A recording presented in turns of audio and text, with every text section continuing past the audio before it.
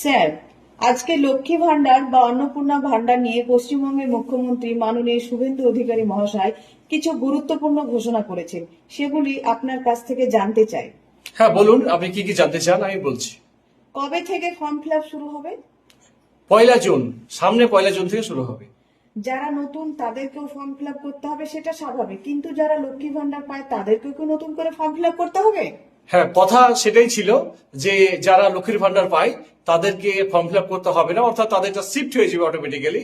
কিন্তু সরকার পরবর্তী সময় সিদ্ধান্ত নিয়েছেন যে যারা নতুন করে ফর্ম ফিল আপ করবে, অর্থাৎ যারা পাবে তাদেরকেও করতে হবে, নতুনদেরকেও, এবং যারা লক্ষ্মীর ভান্ডার পায় তাদেরকেও কিন্তু করতে হবে। এটা অনলাইনে হবে না অফলাইনে হবে? এটা অনলাইনে হবে এবং অফলাইনে হবে, দুই পদ্ধতিতেই হবে এটা।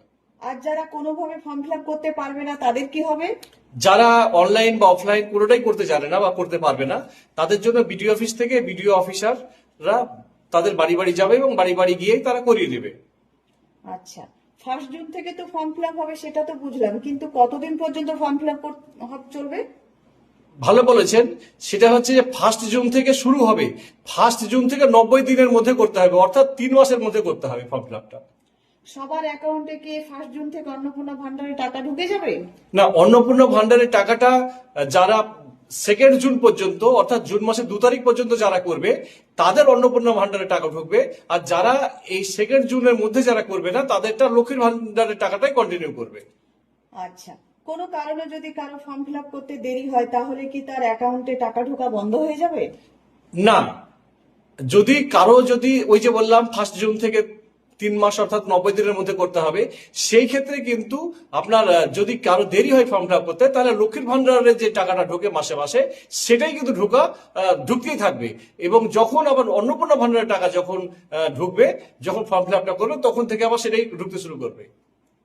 এই অন্নপূর্ণা ভান্ডারের ফর্মটা কি ওয়েবসাইটে অনলাইনে দেখা যাচ্ছে? আজকে থেকেই সরকার ওয়েবসাইটে দিয়েছে, অন্নপূর্ণা ভান্ডারের যে ওয়েবসাইট সেটাতে দিয়েছে, কিন্তু সেটা দেখা যাচ্ছে। কিন্তু তাই বলে কেউ যদি মনে করে ফর্ম ফিল আপ করবো, ফর্ম ফিল আপ করতে পারবে না, কারণ ফর্ম ফিল আপ করার যে অপশনটা সেটা 1 তারিখ থেকেই শুরু হবে। আচ্ছা, যাদের অ্যাকাউন্টে ডিবিটি লিংক নেই তারা কি এই টাকা পাবে?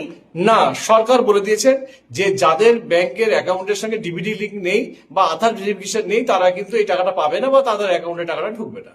স্যার, এবার আপনার কাছে অন্নপূর্ণা ভান্ডার নিয়ে আমার শেষ প্রশ্ন, যে কারা কারা এই অন্নপূর্ণা ভান্ডারের টাকা পাবে না?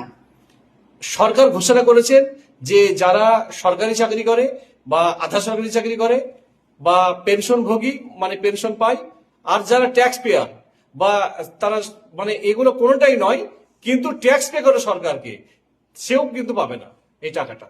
আচ্ছা, থ্যাংক ইউ স্যার। ওকে।